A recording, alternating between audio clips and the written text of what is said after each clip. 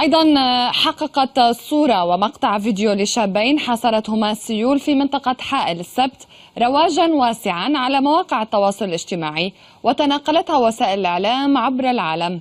لقطة الفيديو التي وجدت انتشارا كبيرا تظهر شابين وهما يتعلقان بساق شجرة كانت سبيلهما إلى النجاة قبل أن يتم إنقاذهما من قبل فرق الدفاع المدني بمشاركة مجموعة شبان آخرين كانوا في المكان. معي من حائل مشاهدينا المصور رشيد البغيق، المصور الذي التقط الصور الشهيرة للشابين المحتجزين في سيول حائل. أهلا بك معنا رشيد. إذن صف لنا بداية الموقف، كيف كان الموقف يعني شابين في خطر انتظار لفرق الإنقاذ لانتشالهما، كيف كان الموقف وأنت كنت تصور هذا المشهد؟ أول شيء أهلا فيك، يحييك ويحيي جميع مشاهدي قناة عربية. أول شيء الحمد لله على سلامة الشباب اللي كانوا عالقين بالوادي، وأسأل الله التوفيق للدفاع المدني للعثور على الشاب المفقود عبد الله العنزي الذي كان أحد الذين حاولوا إنقاذ الشباب العالقين بالوادي، وأن يربط على قلب والديه وعائلته. بالنسبة للحديث عن المقطع، أي مصور مثل هذه الأجواء يكون قد جهز جميع عدته للتصوير من كاميرات وعدسات. قد يتساءل كثير عن المعنى الإنساني في مثل هذه الحالات، لكن طبعا المصور يقوم بالتصوير بعد تواجد الدفاع المدني وأفراد من المواطنين.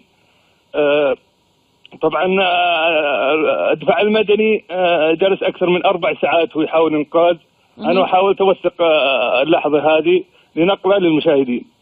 طيب رشيد، يعني مشهد صعب كان في ظل هذه الظروف، إلى أي مدى كان في تعاون من الناس التي كانت بنفس الموقع يعني مع فرق الدفاع، أو كان في إعاقة لعمل فرق الإنقاذ لمهمتها؟ والله الناس تنقسم لقسمين، في ناس كانوا عائق للدفاع المدني بإيقاف سيارات بأماكن صعب الوصول سيارات الدفاع المدني للموقع، وفي شباب لا قدموا أرواحهم يعني فداء لما تأخرت الحالة تقريبا أكثر من 4 ساعات.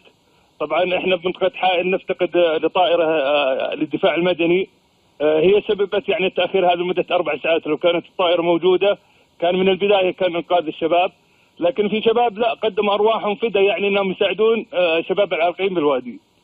نعم. طب رشيد، وأنت تصور المقطع أو هذا المشهد، هذه الحادثة دعنا نقول، يعني ما أبرز ما لفت نظرك في هذا الموضوع؟ تنسيق مشاعر الناس المحيطة أيضا، يعني حالة سيئة أو مشاعر سيئة على ما أظن بالنسبة للموجودين بمثل هذه الحالة الإنسانية. والله أكثر الناس اللي كانوا موجودين كانوا مستائين يعني من يعني الحالة النفسية اللي كانوا عليها وحتى التعب، يعني المهم لمدة 4 ساعات وكانوا عالقين بالشجر الموجود، حتى ان التعب أخذ منهم الكثير.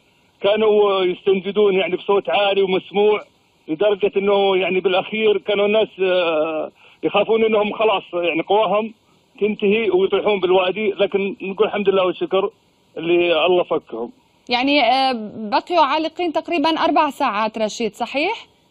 لمدة 4 ساعات وهم عالقين، يعني حتى كانوا شخصين، كان الشخص اللي كان فوق كان ضاغط على الشخص اللي كان تحت، بس كان يحاول يساعده انه ما يطيح، وكان يعني كل بين فترة وفترة يرفع يده ويحاول يثبته أكثر من كذا.